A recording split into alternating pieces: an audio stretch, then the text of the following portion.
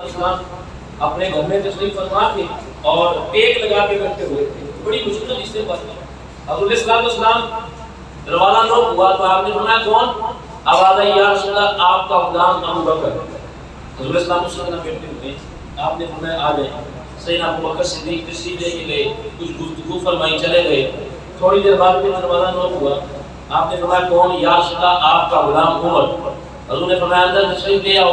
سیدنا عمر فاروق گئے، گفتگو ہوئی، چلے گئے۔ تیسری بار دروازہ نوک ہوا تو آپ نے پوچھا کون؟ عرض کی یا رسول اللہ آپ کا غلام عثمان آیا ہے۔ حضور نے اسلام نے فرمایا اندر نہ رک جا، آئے ذرا رک جا۔ حضور اسلام کھڑے ہوئے، پنڈلی سے کپڑا جو ہٹا ہوا تھا اسے درست کیا اور پھر بیٹھ گئے۔ آ جائے اندر۔ سیدنا عثمان غنی نے کچھ گفتگو فرمائی، چلے گئے۔ اما عائشہ صدیقہ رضی اللہ تعالیٰ نے یہ منظر دیکھ رہے تھے کہ امام الانبیاء منقبت پیش کر رہے ہیں، یہ کائنات کے بادشاہ منقبت پیش کرنے لگے سیدنا عثمان غنی کی چال میں۔ اما عائشہ کہنے لگی یا رسول اللہ میرے والدہ مطلب ابو بکر تشریف لائے اسی طرح بیٹھے تھے، سیدنا عمر فاروق تشریف لائے اسی طرح بیٹھے تھے۔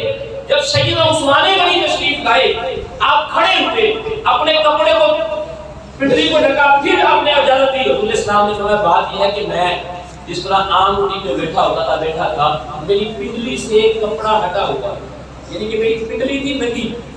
اسے بارگاہ نے کئی بار سنی، پنڈلی تھی ننگی۔ اگر عثمان اسی طرح آ جاتا، آئے ہائے ہائے، اگر عثمان اسی طرح آ جاتا میری ننگی پنڈلی دیکھ کے وہ شرماتا۔ میں نے اس لیے پنڈلی کو ڈھانپا کہ میں اس شخص سے حیا کیوں نہ کروں جس سے اللہ کے فرشتے بھی حیا کرتے ہیں۔